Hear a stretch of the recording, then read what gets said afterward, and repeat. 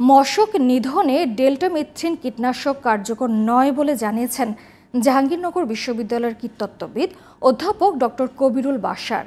অথচ মশা নিধনে এই কীটনাশক ব্যবহার করে ঢাকার 2 সিটি কর্পোরেশনে।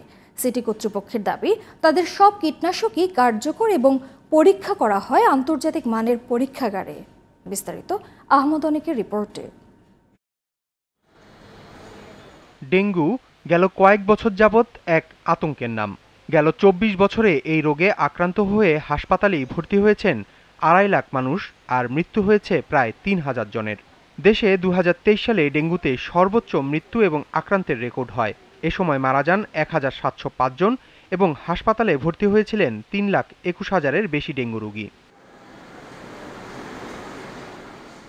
পরিসংখ্যান অনুযায়ী চলতি বছরের মে মাস থেকে বাড়তে থাকে ডেঙ্গুর প্রকোপ। জুলাইয়ের তুলনায় আগস্ট মাসে মৃত্যুর হার দ্বিগুণের বেশি এবং সেপ্টেম্বরের 22 দিনেই মৃত্যু হয়েছে 48 জনের, যা আগস্টের প্রায় দ্বিগুণ।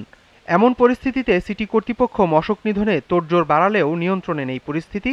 প্রতিদিনই বাড়ছে রোগীর সংখ্যা। চলতি বছরে এখন পর্যন্ত মারা গেছেন 131 জন এবং আক্রান্ত হয়েছেন 24,000-এর বেশি। তাই মশক নিধনে ঢাকা সিটি কর্তৃপক্ষের কীটনাশক নিয়ে উঠেছে প্রশ্ন। জাহাঙ্গীরনগর বিশ্ববিদ্যালয়ের কীটতত্ত্ববিদ কবিরুল বাশার জানান, ফগার মেশিনে ব্যবহৃত কীটনাশক ডেল্টামেথ্রিন এখন আর কাজ করে না। একটি সিটি কর্পোরেশন ফগিং এর জন্য তারা ডেল্টামেথ্রিন ব্যবহার করে। ডেল্টামেথ্রিন আসলে কার্যকরী কোনো কীটনাশক নয়, এটা আমরা পরীক্ষা করে দেখেছি। বহুত আগেই এটি রেজিস্ট্যান্স হয়ে গেছে আমাদের দেশে। তাই ডেল্টামেথ্রিন ব্যবহার না করে একটি কার্যকরী কীটনাশক ব্যবহারের মাধ্যমে আমরা এই হটস্পট ম্যানেজমেন্টটি করতে পারি। তবে ঢাকা দক্ষিণের প্রধান নির্বাহী কর্মকর্তা জানান, পরীক্ষা নিরীক্ষায় উত্তীর্ণের পরই প্রয়োগ করা হয় কীটনাশক। যেখানে এফিকেসি টেস্টে 80% উত্তীর্ণ হলেই কিন্তু এটি ব্যবহার উপযোগী, সেখানে মোর দেন 90%।